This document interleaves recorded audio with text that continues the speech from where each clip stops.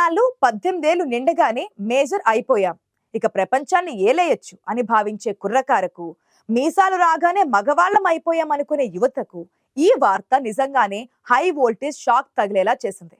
యవ్వనం అంటే 20 ఏళ్లకో 25 ఏళ్లకో అయిపోతుంది అనుకుంటే పప్పులో కాలేసినట్లే. ఏకంగా 32 వచ్చేదాకా మెదడు ఎదుగుతూనే ఉంటుందని, అప్పటిదాకా మనం మానసికంగా పిల్లలమేనని శాస్త్రవేత్తలు కుండబద్దలు కొట్టారు. అంటే ఇన్నాళ్ళు మనం నిఘంటువుల్లో చదువుకున్న అడల్ట్ అనే పదానికి సమాజం గీసిన గీతలకు అర్థమే మారిపోయింది. యూకేలోని ప్రముఖ నాటింగ్హామ్ యూనివర్సిటీ పరిశోధకులు ఏకంగా 4,000 మంది బుర్రలను అత్యాధునిక టెక్నాలజీతో స్కాన్ చేసి మరీ ఈ నిష్ఠూర సత్యాన్ని కనిపెట్టారు. 18 ఏళ్లు రాగానే ఓటు హక్కు ఇచ్చేస్తున్నాం, ప్రభుత్వాలను ఎన్నుకునే బాధ్యతను వారి భుజాన పెడుతున్నాం, 21 ఏళ్లు రాగానే పెళ్లిళ్లు చేసేస్తున్నాం, ఒక ఇంటిని నడిపే బాధ్యతను కట్టబెడుతున్నాం. కానీ అసలు సిసలైన మెచ్యూరిటీ అంటే మంచి చెడుల విచక్షణ, దీర్ఘకాలిక ఆలోచన రావడానికి మాత్రం 3 పదుల వయసు దాటాల్సిందేనని ఈ అధ్యయనం తేల్చిపారేసింది. ఈ విషయం తెలిసాక తల్లిదండ్రులు తెల్లబోతున్నారు. 25 ఏళ్లు వచ్చినా ఇంకా చిన్న పిల్లాడిలా ప్రవర్తిస్తున్నాడేంటి, బాధ్యత లేకుండా తిరుగుతున్నాడేంటి అని ఇన్నాళ్ళు పిల్లలను తిట్టిపోసిన వాళ్లకు ఈ వార్త అస్సలు మింగుడు పడడం లేదు. అసలు మెదడు పూర్తిగా ఎదిగే లోపే జీవితంలో సగం కీలక నిర్ణయాలు అయిపోతుంటే, ఇక ఆ నిర్ణయాలు సరైనవా కాదా అని బేరీజు వేసుకోవడం కత్తి మీద సాములా మారింది.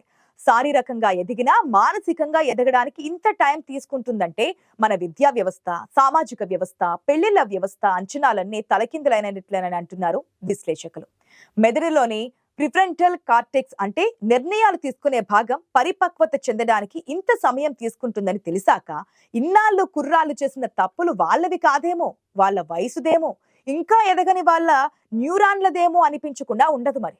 అంతేకాదు ఈ అధ్యయనం మన సంప్రదాయ ఆలోచనలకు ఒక పెద్ద కుదుపు లాంటిది. పూర్వం 7 అడుగులు వేస్తే 7 జన్మల బంధం అని నమ్మేవారు. కానీ ఇప్పుడు ఆ బంధం నిలబడాలంటే మెదడులో వైరింగ్ సరిగ్గా ఉండాలని సైన్స్ చెబుతోంది. ఇది కేవలం ఒక మెడికల్ రిపోర్ట్ మాత్రమే కాదు, మారుతున్న మానవ పరిణామానికి ఒక హెచ్చరిక కూడా.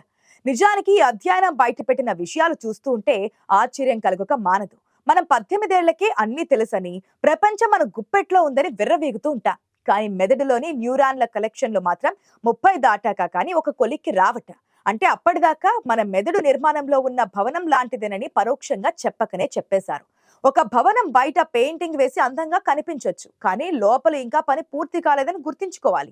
సరిగ్గా మన యువత పరిస్థితి కూడా అంతే.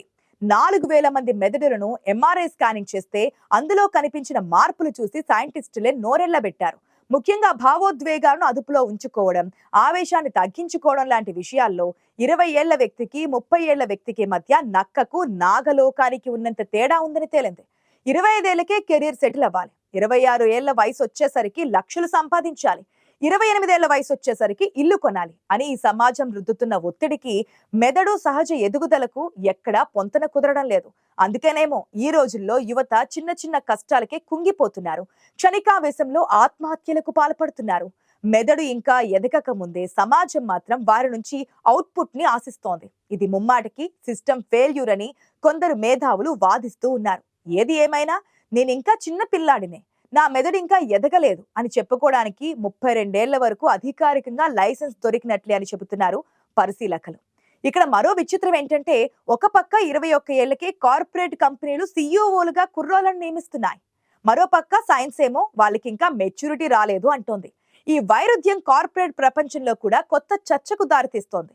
బాధ్యతలు మోసే వయసు వచ్చిందా, లేక మనం బలవంతంగా వారిపై బరువులు పెడుతున్నామా అన్నది ఇప్పుడు $1 మిలియన్ ప్రశ్న.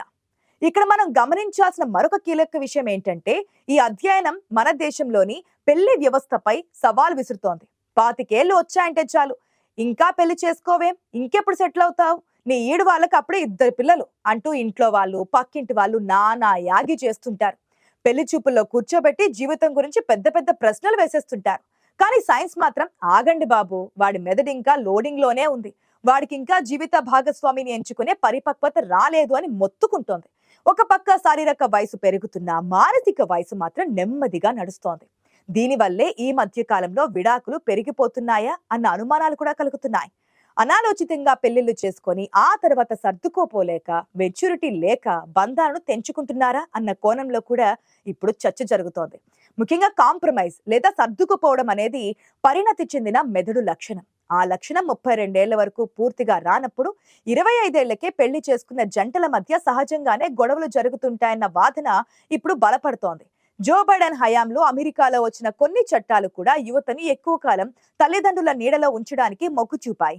అక్కడ తల్లిదండ్రుల హెల్త్ ఇన్సూరెన్స్ లో పిల్లలు 26 వరకు కొనసాగొచ్చు. అంటే పరోక్షంగా వాళ్ళింకా పిల్లలే అని ప్రభుత్వాలే గుర్తించాయి. ఇప్పుడు ఈ కొత్త స్టడీతో ఆ వాదనకు మరింత బలం చేకూరినట్లయింది. 32 వరకు యవ్వనం అంటే కేవలం అందం, ఆరోగ్యం మాత్రమే కాదు, అజ్ఞానం కూడా కొనసాగుతుందని అర్థం చేసుకోవాలి. కెరీర్ విషయంలో కానీ, లైఫ్ పార్ట్నర్ విషయంలో కానీ తొందరపాటు నిర్ణయాలు తీసుకోవద్దని సైన్స్ హెచ్చరిస్తోంది. ఇన్నాళ్ళు వయసు అయిపోతోంది అని గాభరా పడిన వాళ్లకు ఇది ఒక రకంగా ఊరటనిచ్చే విషయమే. నాకు 30 ఏళ్ళొచ్చాయి, నా లైఫ్ అయిపోయింది అని డిప్రెషన్ లోకి వెళ్లే యువతకు నీ అసలు లైఫ్ ఇప్పుడే మొదలైంది అని ఈ స్టడీ భరోసా ఇస్తోంది. మరి న్యాయ వ్యవస్థ మాటేమిటి? 18 ఏళ్లు నిండిన వాడు నేరం చేస్తే వాడిని మేజర్గా పరిగణించి కఠిన శిక్షలు వేస్తున్నారు. కానీ ఇప్పుడు జరిగిన అధ్యయనాల తర్వాత వాడి మెదడు ఇంకా మైనర్ స్టేజ్ లోనే ఉందని తెలిసాక ఆ శిక్షలు సబబేనా అన్న ధర్మ సందేహం న్యాయ కోవిధులను తొలుస్తూ ఉంది. మెదడులోని ఇంపల్స్ కంట్రోల్ అనే భాగం పూర్తిగా ఎదగని వయసులో క్షణికావేశంలో చేసే నేరాలకు ఆజన్మాంతం జైలు శిక్ష వేయడం ఎంతవరకు న్యాయం? ఈ అధ్యయనం రేపు కోర్టుల్లో డిఫెన్స్ లాయర్లకు ఒక బ్రహ్మాస్త్రంలా మారే అవకాశం కూడా ఉంది. మై లార్డ్, నా క్లయింట్ వయసు 25 ఏళ్లే. మెడికల్ సైన్స్ ప్రకారం అతని మెదడు ఇంకా ఎదగలేదు. దయచేసి శిక్ష తగ్గించండి అని వాదించే రోజులు దగ్గరలోనే ఉన్నాయి. 18 ఏళ్లకి క్రిమినల్స్ అని ముద్ర వేసి జైల్లో పెడుతున్న చట్టాలకు కూడా ఇది ఒక సవాలు లాంటిదే. మెదడు పూర్తిగా ఎదగని వయసులో చేసిన నేరానికి పెద్దలకు వేసినట్లు శిక్ష వేయడం ఎంతవరకు సబబు అన్న చర్చ ఇప్పుడు అంతర్జాతీయ స్థాయిలో మొదలైంది. నిజానికి 32 ఏళ్ల వరకు మెదడులో మార్పులు జరుగుతూనే ఉంటాయని తెలిసాక మన జువైనల్ జస్టిస్ సిస్టమ్ వయసు పరిమితిని పెంచాలా అనే డిమాండ్లు కూడా వినిపిస్తున్నాయి. ఇప్పటికే కొన్ని పాశ్చాత్య దేశాలు యంగ్ అడల్ట్ కోర్ట్స్ పేరుతో 25 ఏళ్ల లోపు యువతకు ప్రత్యేక న్యాయస్థానాలను ఏర్పాటు చేసే దిశగా ఆలోచనలు చేస్తున్నాయి. అంటే భవిష్యత్తులో మనం వయసుని బట్టి కాకుండా మెదడు ఎదుగుదలను బట్టి శిక్షలు వేసే రోజులు వచ్చినా ఆశ్చర్యపోక్కర్లేదు. మరో ఆసక్తికరమైన కోణం గురించి కూడా ఇక్కడ ప్రస్తావించడం అవసరం. నేటి తరంపై టెక్నాలజీ ప్రభావం చాలా ఉంటుంది. ఈ తరానికి స్మార్ట్ ఫోన్ చేతిలో లేనిదే రోజు గడవదు. ఉదయం లేచింది మొదలు రాత్రి పడుకునే వరకు సోషల్ మీడియాలో రీల్స్, షార్ట్స్, లైక్లు, కామెంట్లతోనే కాలం గడిపేస్తూ ఉన్నారు. ఈ వ్యసనం వల్ల మెదడుకు అందాల్సిన సహజ అనుభవాలు అందడం లేదు. కష్ట సుఖాలు, ఓర్పు, సహనం అనేవి నేర్చుకునే అవకాశం రావడం లేదు. అంతా ఇన్స్టెంట్ అయిపోయింది. దీనివల్ల మెదడు పరిపక్వత మరింత ఆలస్యం అవుతుందే. 32 ఏళ్ల వరకు మెదడు ఎదగకపోవడానికి మన జీవన శైలి కూడా ఒక కారణమా అన్న అనుమానాలు బలపడుతున్నాయి.